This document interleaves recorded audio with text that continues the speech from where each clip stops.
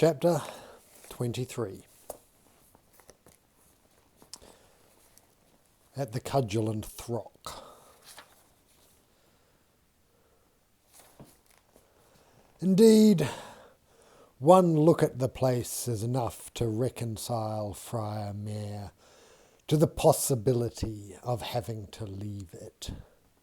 As a member of the Society of Jesus, he has been in and out of some all but intolerable taverns, among which he believes he has seen the worst Great Britain has to offer. Withal, as a native of County Durham, he has been hearing tales of this iniquitous sink all his life, though having till now successfully avoided it. God's blood, it's all back to front, they are greeted upon entering. With 2 bomb bailiffs he'll lose before sundown, yet an honest tapster has to put up with all sorts. I imagine 'twill be porter, won't it? Yes, it would be. Goblin, bloody bastard. Do not even be thinking of biting my valued guests, or you shall be smit with that gin bottle. Again, yes, you shall. Mind your boots, lads. Bit of unpleasantness here there from last night. Servants haven't quite gotten to it yet. Lovely day, Mr. Brain. Happen that'll change too. Lord O'Frey's been in and out, and as nearly as we could understand him, he'd be looking for you, Doctor. He'll want another spell, Emerson guesses. That's if the last un worked, of course. William, his cousin, admonishes. He buys me a pint. Where's the harm? This is Horworth, not London, Namby. I do horoscopes as well. Did mine, the landlord avers. 'Twas all there in the stars, the whole miserable story. But did I pay attention? No. I was regretting the 6pence. A fool with his eyes in the glower. Friar Mayor's eyebrows do take a bounce when he hears the price. What then? Emerson mischievously. Only the Church of Rome could quote yous any better.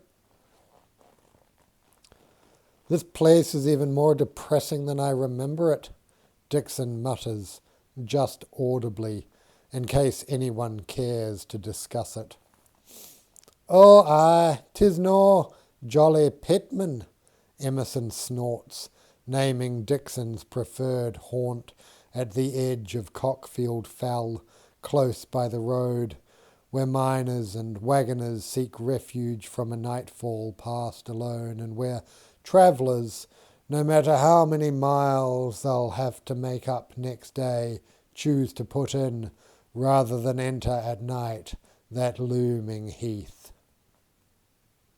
There is music at the Pitman, anyway. Hold, stand easy with music here, Mr. Brain producing from behind the bar a battered hurdy-gurdy or humstrum of antique design, left years ago by a gypsy to settle a tab. Aye, music aplenty, and need but ask, wonderful to have quality in, spot of handle, perhaps? Whereupon he begins vigorously, though with no clear idea of how the instrument works, to crank and finger, all in a god-awful uproar. The dog goblin, cowering eagerly, howls along. Emerson bears the recital with an unexpected calm, gazing at a wall as if imagining the notes as they might appear upon some staff as yet undevised, thumping time upon his knee. Dixon, whose mother, Mary Hunter, played each day to her children upon the clavier, is less entertained. "You'd find nothing like this in China, Jeremiah lad," cries Emerson. "Mr. Dixon," declares the Jesuit, "at present, owing to the pernicious cult of feng shui, you would find it a surveyor's bad dream. Nowhere may a geometer encounter an honest 360-degree circle. Rather incomprehensibly and perversely, in wilful denial of God's disposition of time and space, preferring 365 and a quarter?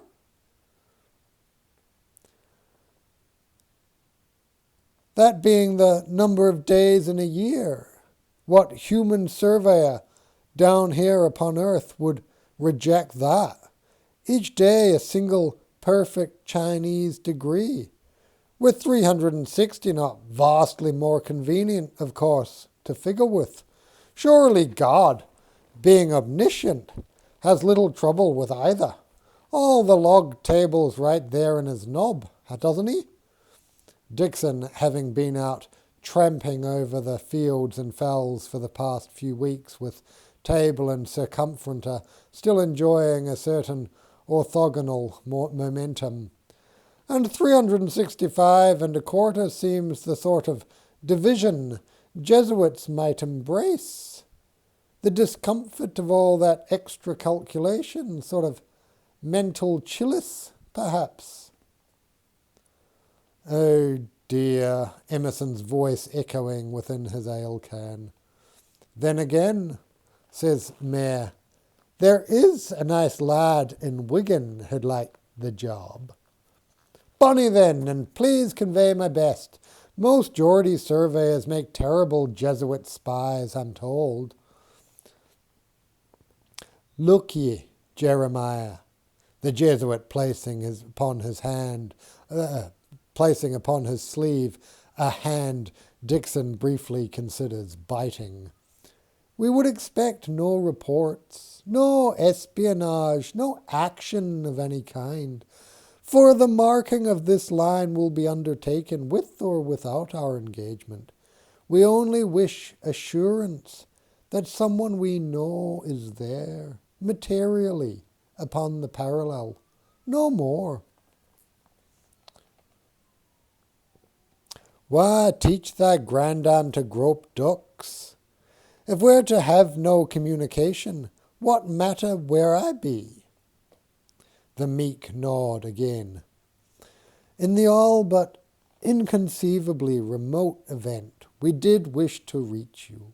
Why, one does hear of devices already in position, which could find you faster than any known packet or express.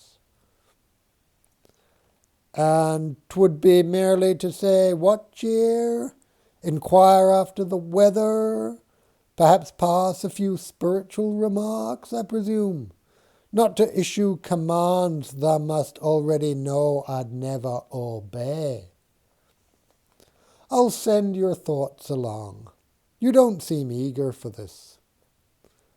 Ask Mr. Emerson. I'm but a county surveyor, not really at my best upon the grand and global type of expedition, content here at home. Old Geordie a slog through the clarts now and then, as if by magic, able to calculate lines that may not be chained, the surveyor's form of walking upon water. May your Lancashire Lalande prove more boldly disposed." Emerson lifts his head, the end of his hair a sop with ale, and leers at the priest. "We had a wager upon the very topic, I believe." "No," gesturing with his own head at Dixon. "This is the one, William. God's instrument, if ever I saw one. I'm not ready to concede." "Hold, am I a horse in a horse race here? Friend Emerson's bet upon a sure thing then, for I don't fancy working for Jesuits, no more than having others believe it's what I'm doing. You see, Emerson beams. 'Tis the coldness, if you ask me. More than anything, the absence of pity. Pity? Oh, as to pity, the phiz of the Jesuit, who hasn't been missing too many rounds, may be observed now in a certain state of beefiness. You are twiddling about with that wig, mutters Emerson, so as to draw attention. Pray moderate it, cos. You wonder why I'm stuck over in Flanders, with a herd of boys, all of them with erections, more or less, 24 hours a day. A sinner's paradise to some, to others a form of penance. Yea, 'tis penance I do, for having once or twice, when it mattered, unreflectively shown an instant of this pity whose value you cry up so. Well, I have learned 'tis not for any of us to presume to act as Christ alone may, for Christ's true pity lies so beyond us that we may at best jump and whimper like dogs who cannot quite catch the trick of it. What a relief, cries Dixon. Whoa, no more pity. Where's me pistols then? The simpler explanation, Emerson with a distinct uvula component in his sigh, may be that none of you people has ever known a moment of transcendence in his life, nor would recognize one did it walk up and bite yous in the arse. And in the long, sorry silence grows the suspicion that Jesuits are but the latest instance of a true Christian passion evaporated away, leaving no more than the usual hollow desires for authority and mindless obedience. Poor cousin, poor sir. In now strolls Lud O'Ferry's friend and occasional translator, Mr. Wyke, crying, were we having a little discussion as to the, surely I heard the word, Jesuits? Not them again. That same secret cabal of traitorous serpents who seek ever to subvert our blessed England before the interests of Rome and the whorehouse they call a church. Those Jesuits. Why, here we'd thought there was no deep conversation at the Cudgel and Throck. Hullo, Wyke. I'm told Lud's been asking for me. His mum, actually. Lud had to go down to Thornton le Bean's, but he'll be back. Who's your not quite credibly turned out friend here? 'Tis the wig, sir. Needs the immediate attention of a professional. Just when I imagined I'd had all you lot sorted out at last. Did I forget to introduce yous, and ordinarily have the manners of a lord. Which lord was that? Hadn't planned on this so early in the day. Dixon in a low voice to Mayor, to Wyke. Shall we get to the festivities going now, do tha guess? Or would tha rather wait for thy friend Lud? 'Tis all the same to me. Was your student ever like this, sir? One of these big lads that needs to be thumping away so at us smaller, weer folk, sad it is. Some might find it amusing, Wyke, Emerson replies. Jeremiah, I am astonished. Were you actually planning to strike this perfectly pleasant, though strangely idle young man? And I thought London taverns were quarrelsome. Years ago, Once and only once, all in a spirit of scientific inquiry. I did, well, take hold of him. Jumping back apprehensively, didn't ask me, did you? Nor have thou let me forget it. I only wished to pick him up and throw him at that very dartboard over there to see if his head, which seemed pointed enough, might stick. And he's been on about it ever since. All right then, Wyke. Wyke, I admit 'twas the improper way to test thee for cranial acuity. I ought to have taken the board from the wall, brought it to thee, and then clashed it upon thy knob, the bugger. I knew one day he'd feel remorse, carols Wyke. I accept your apology, most graceful sir. Apology? Dixon's face, as all would swear to later, having commenced to glow in the murk. Why, you little... All light from the outside vanishes as something fills the doorway. Garr, it says. Here then, don't be laying a finger on my mate, Wyke translates, for 'tis Lud, back from Thornton le Baines, and his mother, Ma O'Free, with him. In the days of the 45, guessing that the young pretender would travel everywhere he could by way of those secret tunnels known to papists from ancient times, which ran from most parish churches away to other points of interest, through that wondrous summer, lads after adventure haunted these dank passages all over England.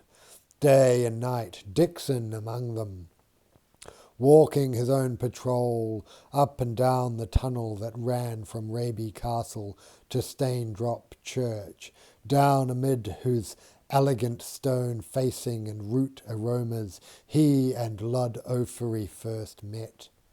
Dixon was carrying a torch, Lud was not. Why bother? Lud explained, when there's enough like you who've brought their own light. How much light can anyone need just to get through a tunnel? Unless, of course, one stops to admire the stonework, which is what you're doing, ain't it? He had a look. This dates back to the time when Staindrop was the metropolis of Staintropshire, with a Y, and the very pearl of Wearside. Right clash amid the best pool of boring talent in England, outside the House of Lords, of course. Where would this ancient drift have gone if not between castle and church, either of which could afford it easily for far less than a single week's revenue? Lud, in his ramblings, claimed to have been up and down every tunnel in the county palatinate of Durham. Some of them connected one to another, he said, so that any who truly needed to keep out of a daylight so often perilous might travel for great distances all underground. Arr, arr, arr, arr, adds Lud, years later, in The Cudgel and Throck. These very old, these diggings, reports Wyke, yet never wandering about underground, all bearing true as an Italian miner's compass between their termini. A knowledge of tunnelling became more and more negotiable as more of the surface succumbed to enclosure, subdivision, and the simple exhaustion of space. Down below, where no property lines existed, lay a world as yet untraversed, that would clearly belong to those pioneers who possessed the will and had mastered the arts of Pluto, with the availability of good equipment besides ever a blessing. So, beneath the surfaces of English parish towns, bands of pickmen Once came a stir like giant worms, addressing themselves to faces that would take them where they must. Fire-lit earth walls that betrayed nothing of what might lie a shovelful away. Sometimes 'twas told a lucky spademan might find buried treasure. Huzzah! No more of this earth-worming for me. Tell the master I'm off to London and the high life, and oh yes, here's a shilling for your trouble. And sometimes 'twas told the devil sent down his dodman to lead the diggers in grisly play, round the corner again and into the churchyard, where death in its full unpleasantness awaited them. A skull, in the instant of any blade's burden, emerging from the mud, just at eye level, smiling widely as in recognition, the torches all at that instant guttering in some vile breath out of the suburbs of hell. The diggers never knew what was likely to be ahead. They had to trust the surveyors who kept above. Remember when I told you, Jerry, that they were the conscience of the community? You piped up that was what you'd be, and damn so you were. Thus Wyke's version. Ludd's merriment, even at half voice, acts less to invite than to intimidate. Is that what he said? Emerson blinking his way into the discussion. Thanking Wyke for his good faith, 'tis it, to the comma. Lud, thou predicted then, solemnly, that our ways would part, that I would find my destiny above, upon the surface of the earth, whilst your own must lie quite the other way. Bit further down, nods Ludd. How's business been down there? Brisk as ever it gets upon thy surface, replies Ma O'Ferry. And thou, Jerry Dixon, 'tis said thou'll be going to America, to build them a visto of 100 leagues or more. Sort of a long property line, Ma. Both sides want the trees out of the way, easier for getting sites, though I wouldn't call it a visto exactly. Ludd beams. When they're down there in the tunnelling and can't see a thing, as White puts it, they'll feel ever one footfall, ever one turning from collecting the scheme altogether. They whisper together, casting quick glances at Father Mayor. Ludd wishes to know, Wyke relays at last, Mr. Emerson's cousin's views upon the structure of the world. A spheroid, last I heard of it, sir. Arr, arr, arr, arr. And I say 'tis flat, the Jesuit smoothly translates. Why, of course, sir, flat as you like, flat as a funnel cake, flat as a pizza, for all that. Apologies, sir. Wyke, all unctuosity. The foreign word again was? The apology is mine, pizza being a delicacy of cheese, bread, and fish, ubiquitous in the region round Mount Vesuvius. In my distraction, I have reached for the word as the overwrought child for its dole. You're from Italy then, sir? Inquires Ma. In my youth I passed some profitable months there, madam. Do you recall now, by chance, how it is they cook this pizza? My lads and lasses grow weary of the same daily gruel and haggis, so a mother is ever upon the lurk for a new receipt. Why, of course, if there be a risen loaf about. Mrs. Brain reaches neath the bar and comes up with a brown batch loaf, rising since morning, which she presents to cousin Ambrose, who begins to punch it out flat upon the countertop. Lud, fascinated, offers to assault the dough himself, quickly slapping it into a very thin disc of remarkable circularity. "Excellent, sir," Mayor beams. "I don't suppose anyone has a tomato." "A what?" "Saw one at Darlington Fair once," nods Mr. Brain. "No good. In that case, eaten by now." "The one I saw, they might not have wanted to eat." Dixon, rummaging in his surveyor's kit, has come up with the bottle of ketchup that he now takes with him everywhere. "This do." "That was a torpedo, husband." "That electrical fish. Oh, then this thing he's making isn't electrical." Though there ought to be fish, such as those styled by the Neapolitans ciccinelli. "Will anchovy do?" Mrs. Brain indicates a cask of West Channel chovies from Devon, pickled in brine. "Capital. And cheese?" "That would be what's left of the Stilton from the ploughman's lunch." "Very promising indeed," Mayor wringing his hands to conceal their trembling. "Well then, let's just..."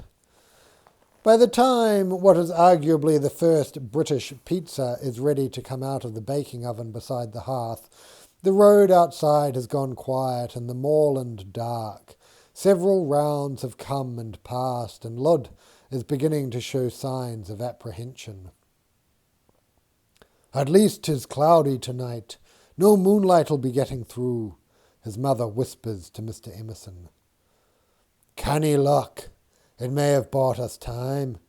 As both teacher and resolute rationalist, Pace Burlaquet and Nylold, Emerson is convinced that the ancient popular belief in werewolves, if it does not stem from, is at least reinforced by, the alarmed reactions of mothers to the onset of puberty in their sons. Once, at his first sight of it, he was alarmed too. Hair sprouting everywhere, voices deepening often to growls. Boys who once went to bed early, now grown nocturnal. Mysterious absences occur. The family dog begins acting peculiar. Unusual attention is paid to the roast just before it's popped in the oven. "Lord's sake, Betsy, what are you saying? That our Ludowick's a werewolf? Get a grip on yourself, woman." "Well, there's none of it on my side, is there?" "Oh, I see. Poor Uncle Lonsdale again, who was released, as you'll recall, with all apologies. The blood proven to be but from a hapless chicken in the road." "Yet the vicar did testify, dear, at the assizes, that for 5 generations past..." "Rrrr! Oh, good evening, Lud. My, one would scarcely recognize you." "And that was when I said, 'We must go to Dr. Emerson. He'll know what to do.'" Lud says that he cannot tell if you did not know what to do. He adds, "Do not worry, for it amuses him." "Lud, you're alive, are you not?" "That wasn't quite his question," Ma declares. "Would you pass me one of those pointed things?" "Where that bright light's coming from?" someone asks. "The clouds!" Ma O'Frey running out to look. "Where'd they go? Oh no, look at that, will yez? That," being the full moon, just rising into a cloudless night. "Quick, the shutters!" squeals Wyke, running to and fro. "Lud, look ye, what's over here? More pizza!" Too late, for Lud has seen the full moon, and now pursues it out into the street, Wyke at his heels. "I can't bear it when the change comes," Ma laments. "It's getting harder for me to even look. though his own mum mustn't she? He's changing, Wyke calls back indoors to the rest of them. First, the teeth, aye, and the snout, and the claws. Now there goes the hair. Good.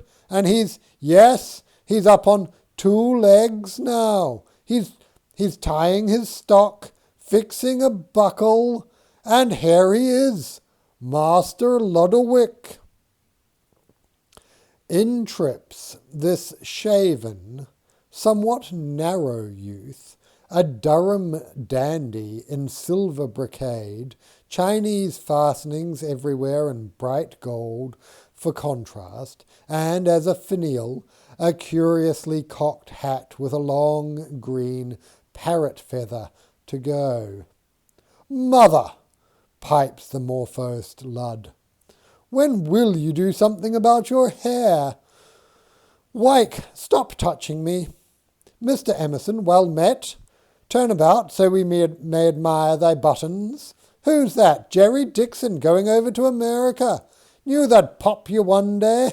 What was it? Another raid upon another larder, I expect.